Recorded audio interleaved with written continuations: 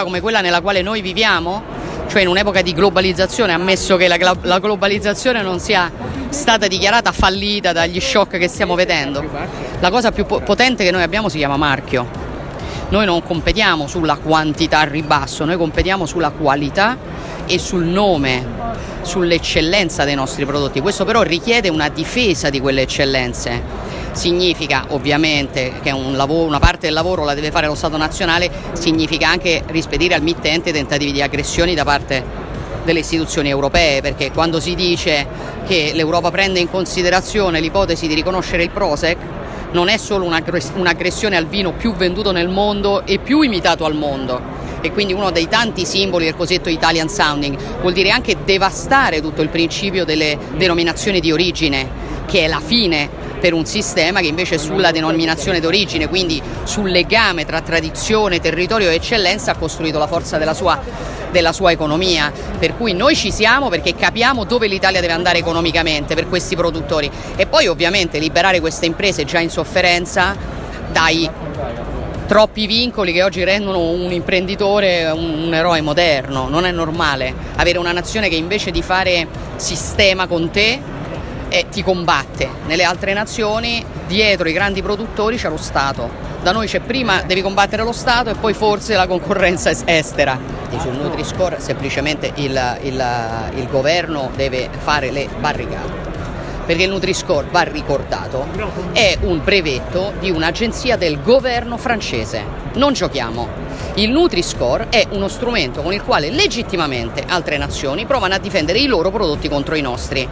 È legittimo, dico io, che le altre nazioni lo facciano, è ancora più legittimo che l'Italia si difenda. Per cui tutti gli strumenti che il governo intende mettere in campo, è uno dei pochi temi sui quali ad oggi pare che siamo tutti d'accordo, l'opposizione c'è. Cioè noi, per combattere il tentativo continuo di aggredire i prodotti del Made in Italy, con un'Europa che, come dicevo, da una parte ci dice che bisogna fare il vino dealcolato, che il vino fa male, come se non ci fosse distinzione tra l'uso e l'abuso, no? Di vino che tutto il mondo conosce, poi la stessa Europa ti finanzia le multinazionali del cibo sintetico. Qual è il gioco?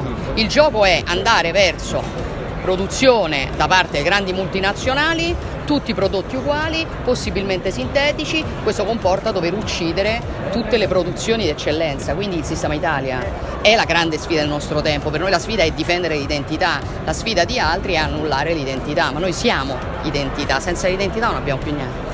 Diciamo, non mi pare che l'Europa sia attualmente messa benissimo, e il risultato dei partiti che sono al governo in Europa nelle elezioni francesi, forse invece di questi anatemi, qualcuno se li dovrebbe porre.